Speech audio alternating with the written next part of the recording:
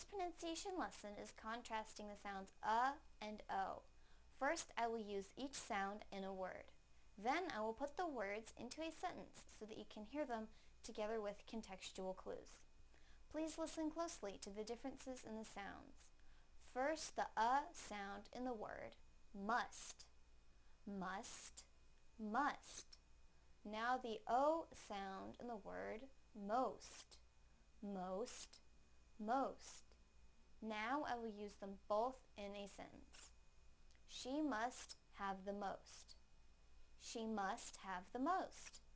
She must have the most. Thank you for watching CartoonEnglish.tv's pronunciation lesson. Come visit our website for free lessons, games, and chat. Bye!